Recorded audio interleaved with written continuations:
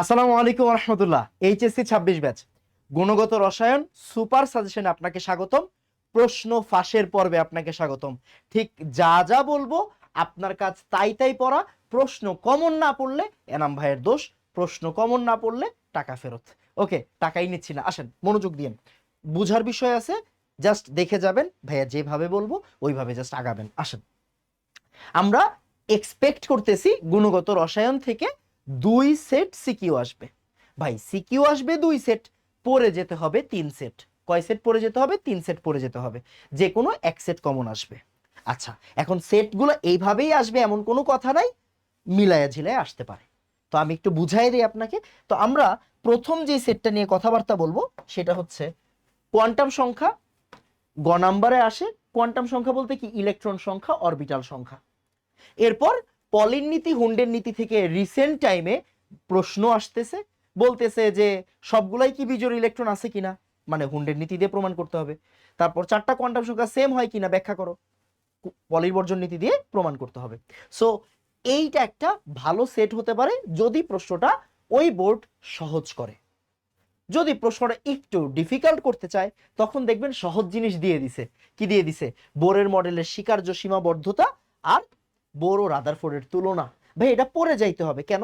দেখেন, আপনাকে উদ্দীপকে এরকম জিনিসপত্র দেওয়া থাকতে পারে, এই যে এরকম জিনিসপত্র দেওয়া থাকতে পারে, আর ওই যে আলফা কণা বিচ্ছুরণ এরকম জিনিসপত্র দেওয়া থাকতে পারে। সো এর জিনিসপত্র আমরা টেস্ট পেপারে দেখছি না? দেখছি। তার মানে এই যে এই টাইপের ডায়াগ্রাম যদি থাকে তখন একটা প্রশ্ন আসার সম্ভাবনা প্রচুর থাকে। সেটা হচ্ছে বোরের মডেলের এই যে আলোচনা করো, উদ্দীপকের মডেলটা আলোচনা করো, বা দৃশ্যকল্প 1 ও দৃশ্যকল্প 2 এর তুলনা করো, মানে বোর ও রাদারফোর্ডের তুলনা। তো এইটা হচ্ছে গিয়ে একটা সেট, যেই সেট থেকে 3টা প্রশ্ন না আসলেও একটা প্রশ্ন আসবেই। এখন আমরা সেট 2তে যাই, খুব মনোযোগ দিয়েন। আয়ন শনাক্তকরণ। আমি যদি 5 স্টার টপিক বলি, এই যে এটা হচ্ছে একটা 5 স্টার টপিক। আমি যদি 5 স্টার টপিক বলি, এটা একটা 5 স্টার টপিক।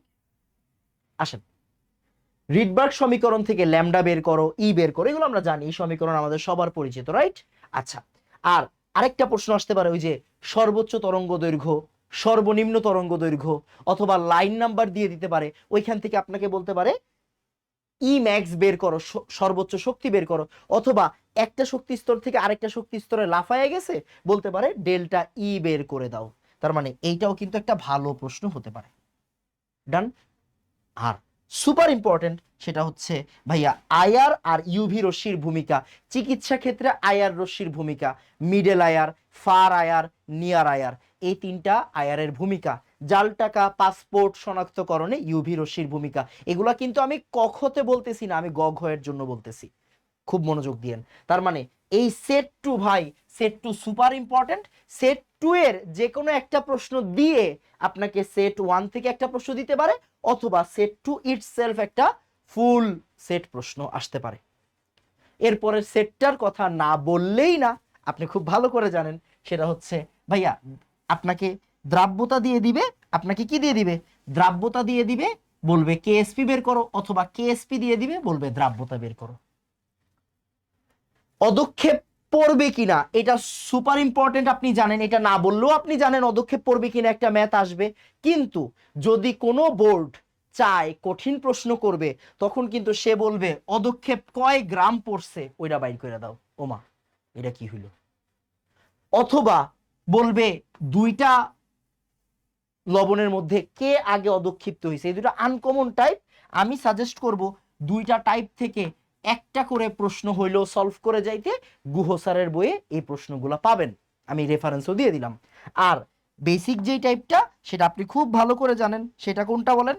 সেটা হচ্ছে এই যে ভাই, অদক্ষেপ পড়বে কিনা, সময়ায়ন প্রভাব আসবেই, আপনি খুব ভালো করে জানেন। রিডবার্গ ধ্রুবক, আয়ন শনাক্তকরণ, মানে এগুলো লাভ লাভ টপিক, এগুলো হচ্ছে লাভ লাভ টপিক, বুঝছেন? এগুলো হচ্ছে লাভ লাভ টপিক, মানে এগুলা দিবেই। আচ্ছা, আরেকটা পার্টের প্রশ্ন আসে, টেম্পারেচার কমাইছি বা টেম্পারেচার বাড়াইছি, কতটুকু দ্রব যুক্ত করতে হবে, কতটুকু দ্রব অদক্ষিপ্ত হবে। এই যে এইটা হচ্ছে দ্রাব্যতার সেট। এখান থেকে যদি একটা প্রশ্ন আসে আসবে, না হলে পুরা গঘ আসবে। দেখেন, গঘ যদি আসে একটা সেট থেকে ফুল, আমাদের লাভ কিন্তু, মানে আমরা হ্যাপি থাকবো।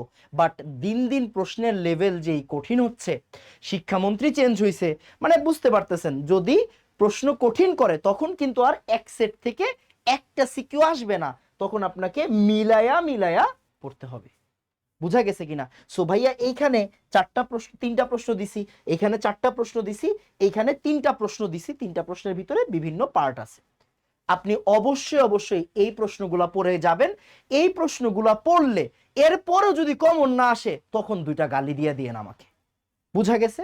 যা পড়াবো যেইভাবে বলবো এইভাবে আসবে ইনশাআল্লাহ, এতটুকু কনফিডেন্স আমার আছে, 9 বছর ধরে পড়াচ্ছি। আসেন এইবার শেষ ভাই, হ্যাঁ শেষ, শেষ হইয়াও হইল না শেষ। কেন? কারণ দেখেন, যেহেতু ফুল সিলেবাস, যেহেতু ফুল সিলেবাস, তার মানে আপনাকে একটু কাঠখড় পুরাইতে হবে। মানে এই যে দেখেন, বোরের মডেলের ম্যাথ, আপনারা ওই যে পরমাণুর মডেলের একটা চ্যাপ্টার আছে না ফিজিক্স সেকেন্ড পেপারে, রাইট? ওইখানে একটা চ্যাপ্টার আছে না, ওই যে অবক্ষয় ধ্রুবকের ম্যাথ আছে যে, রাইট? তো ওই চ্যাপ্টারেও কিন্তু এই সূত্রগুলো আছে, এপসাইলন দিয়ে সূত্রগুলো আছে। আপনি যে কোনো সূত্র জানেন, যে কোনো একটা অ্যাপ্লাই করলেই হবে। এই সূত্র অ্যাপ্লাই করতে পারেন অথবা ফিজিক্সের এপসাইলনের সূত্র অ্যাপ্লাই করতে পারেন। বেগের সূত্র, ব্যাসার্ধের সূত্র, শক্তির সূত্র, সূত্রগুলো ভাইয়া লিখে দিছি, সূত্রের শর্টকাট ফর্মুলাটাও ভাইয়া লিখে দিছি। অ্যান্সার এসআই ইউনিটে দিয়ে দিছি, দেখেন meter per second, meter joule. একটা স্ক্রিনশট নিয়ে নিয়েন, তাহলেই হয়ে যাবে। বুঝা গেছে কিনা? সো খুব মনোযোগ দিয়েন। এই যে আমাদের বেগ, ব্যাসার্ধ, শক্তি, এই সূত্রগুলা আপনাকে আয়ত্ত করে রপ্ত করে যেতে হবে, অ্যাট লিস্ট এই ভ্যালুগুলা জেনে যাইতে হবে। কারণ এইখান থেকে দেখা গেছে কয়েকটা বোর্ডে ভালো ভালো কিছু ইঞ্জিনিয়ারিং এর টাইপের এমসিকিউ দিছিল। কথা বোঝা গেছে কিনা? সো এটা ইম্পর্টেন্ট। এইবার লাস্ট রেফারেন্স দেই, ঢাকা বোর্ড 2025, ওই যে মনে আছে ইলেকট্রনটারে যে নিউক্লিয়াসে ঢুকাই দিছিল, এরকম একটা কন্ট্রোভার্সি হয়েছিল না গত বছর? এই যে ওই প্রশ্ন আসছিল, আবর্তন সংখ্যা নির্ণয় করো, প্রতি সেকেন্ডে আবর্তন সংখ্যা নির্ণয় করো, মানে বেগ বাই পরিধি। সো এই সূত্রগুলো আপনাকে রপ্ত করে যেতে হবে। এইগুলাকে আমি একটু বলবো less important, less important, but পড়ে যাইতে হবে যেহেতু ফুল সিলেবাস। এবার আসেন আরেকটা কথা, দ্রাবক নিষ্কাশনের ম্যাথ। দ্রাবক নিষ্কাশন কই থেকে আসলো ভাইয়া? ভাইয়া ফুল সিলেবাস, আশা করি পড়ে ফেলছেন। না পড়ে ফেললে পড়ে ফেলতে হবে। এই যে ডাব্লিউ এন, মানে এটা হচ্ছে নিষ্কাশন সংখ্যা, এন তম ঝাঁকির পরে নিষ্কাশন সংখ্যা, W into V by KDS plus V to the power N. আর কেডির পরিচয় কি? অবশ্যই অর্গানিক বাই ওয়াটার।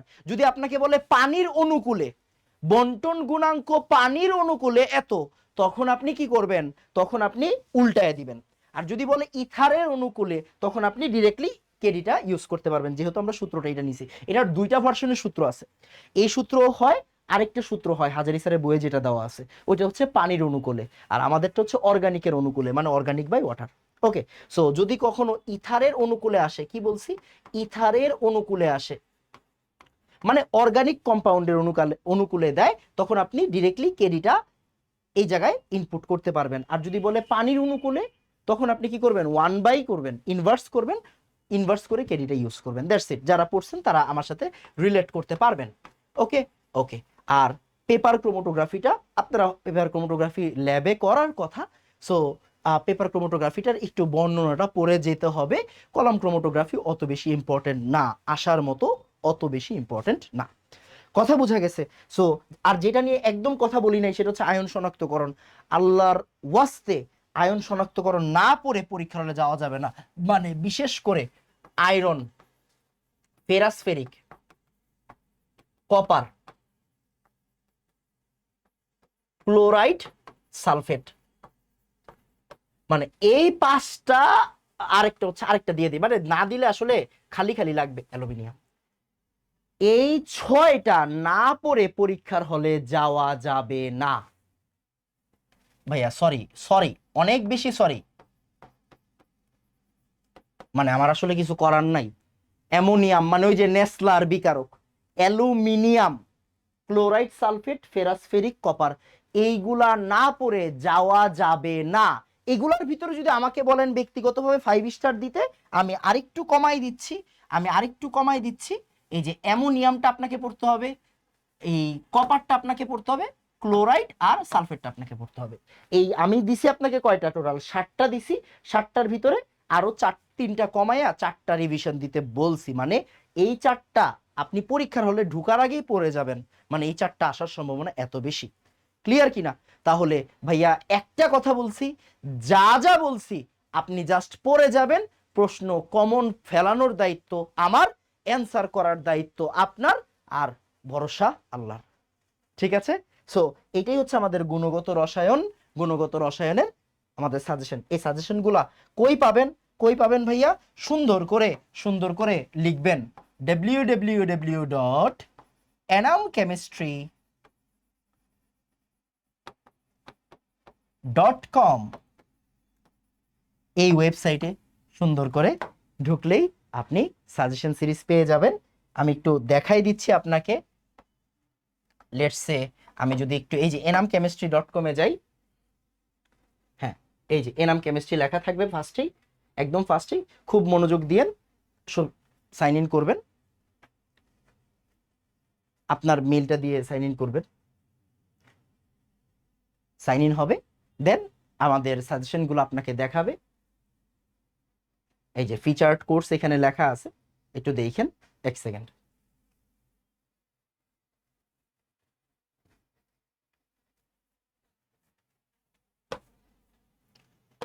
সবটাই আমি একটু দেখাই দিচ্ছি। এই যে এইচএসসি তে যাবেন, এইচএসসি তে গেলেই আপনি 2টা কোর্স পাবেন, এগুলো পুরোপুরি ফ্রি।